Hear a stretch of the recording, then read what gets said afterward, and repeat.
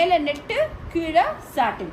பிளவுஸ்க்கு நிறைய பேர் கேட்குற ஸ்டைல் இது. அதாவது மேலே நெட்டு வரணும், உள்ள கீழே வரணும், பிரின்சஸ் கட் வரும். இதில் எனக்கு இது பிளெயினாக இருக்கணும், சீக்வென்ஸ் வெறும் டாப்பில் மட்டும் வந்தால் போதும். அப்படி ஒரு மெத்தட் இருக்குது. அப்போ என்ன பண்ணணும் சொல்லியிருக்கேன். இங்கே வந்து மெத்தட் தான் ரொம்ப முக்கியம். ஸோ கான்செப்ட் இவ்வளோ தான். இதை நீங்கள் எங்கே வேணால் அப்ளை பண்ணலாம். இதில் கிளியராக பிளாக்ல இருக்கா? ஸோ அப்போது இந்த மாதிரி வருது இல்லையா, இதுதான் we call it as sweet art pattern. இங்கேருந்து இப்படி ஒரு ஹார்ட் ஷேப் வருது, அது ஸ்வீட் ஆர்ட். அதுக்கு மேலே என்ன பண்ணியிருக்காங்களா, கம்ப்ளீட்டாக ஒரு சீக்வென்ஸ் நெட்டு.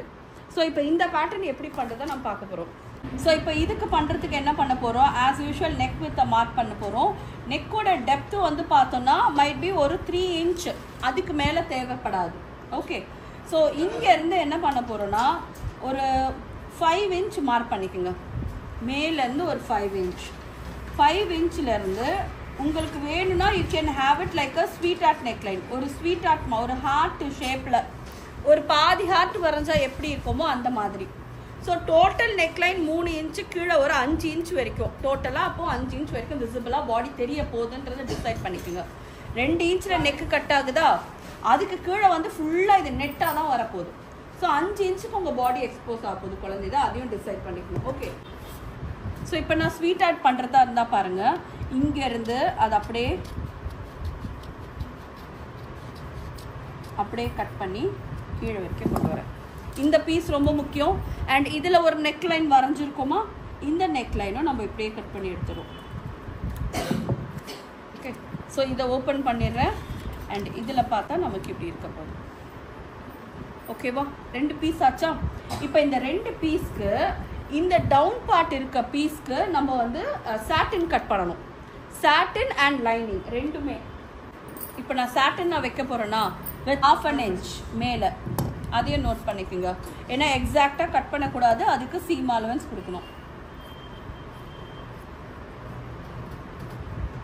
ஓகே. இப்போ லைனிங்கும் மெயினும் இதே மாதிரி கட் பண்ணிட்டீங்களா? இப்போ அடுத்து என்ன பண்ணணும், லைனிங்கை மெயின் மேலே வச்சு இதே ஷேப்பில் கட் பண்ணி டர்ன். அதுக்கப்புறம் என்ன பண்ணுறீங்கன்னா இந்த பீஸை திரும்பி இதோட நம்ம ஸ்டிக் பண்ணிடலாம். ஒரு சீக்வன்ஸ் நெட்டை எடுத்துக்குங்க. எடுத்து இந்த ஃபுல்லாக இருக்கு இல்லையா இந்த நெக்லைன் பார்ட்டு, அதை கம்ப்ளீட்டாக இதில் கட் பண்ண போகிறோம். இதை எப்படியே ஹாஃபாக ஃபோல்ட் பண்ணிங்க. இதை எப்படியே வச்சுட்டு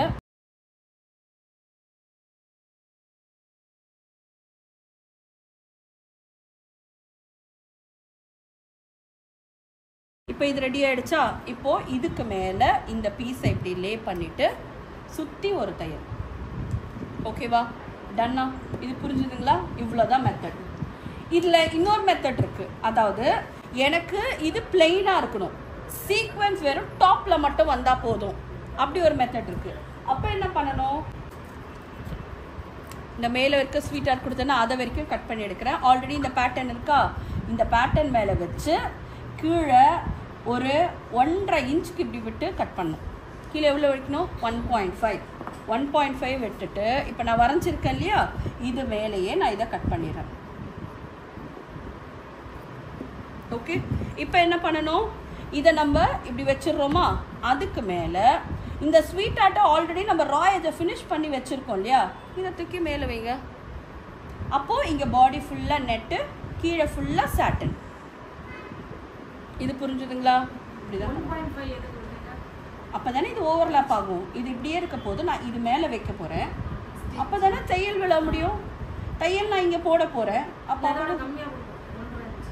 அதிகமாக இருக்கட்டும், ஏன் கம்மியாக இருக்கணும், அதிகமாக இருக்கட்டும். வேணும் போது பின்னாடி ராங் சைடில் திருப்பி நீங்கள் ட்ரிம் பண்ணிக்கலாம். இப்போ இப்படி வச்சு முடிச்சிட்டோம். இந்த ஸ்டைலிங் புரியுதா? மேலே நெட்டு, கீழே சாட்டின். இந்த styling not only for the frock, கமீஸ்க்கு பண்ணலாம். ப்ளவுஸ்க்கு நிறைய பேர் கேட்குற ஸ்டைல் இது. அதாவது மேலே நெட்டு வரணும், உள்ள கீழே வரணும், பிரின்சஸ் கட் வரும் இதில்.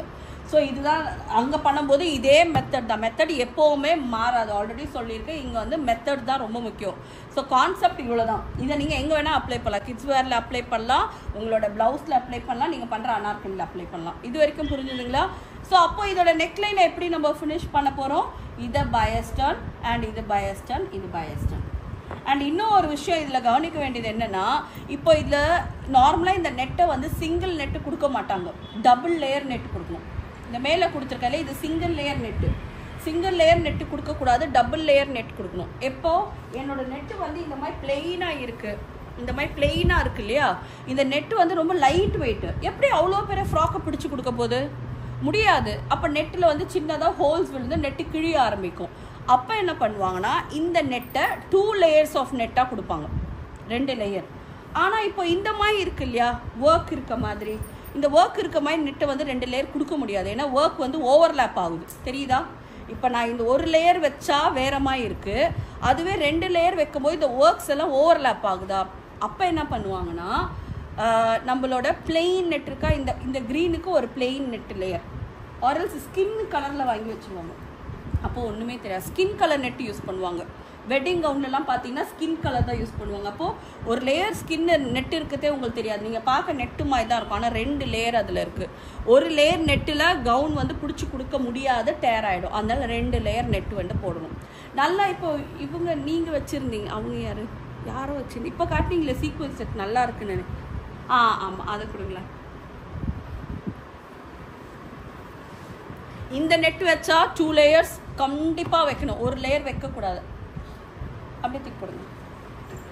இந்த லேயர், இந்த நெட்டு பாருங்கள், இது நல்லா திக்காக இருக்குது, ரொம்ப அழகாக இருக்குது, தெரியுதா? இது பாடி லேயர்னால் இதெல்லாம் அழகாக தெரியும். இது ஒரு லேயர் போதும், ஏன்னா இது எம்ப்ராய்டரி அடிக்கிறதுக்காக நெட்டு நல்ல குவாலிட்டியாகவும் இருக்கும், நல்லா ஸ்ட்ராங்காக இருக்குது, ஒன்றுமே ஆகாது. இது வைக்கும் போது 1 layer is more then enough. So குவாலிட்டியை பார்த்து டிசைனை பார்த்து தான் வைக்கணும். டிசைனர் தான் ஒரு லேயர், டிசைன்லாம் 2 லேயர்.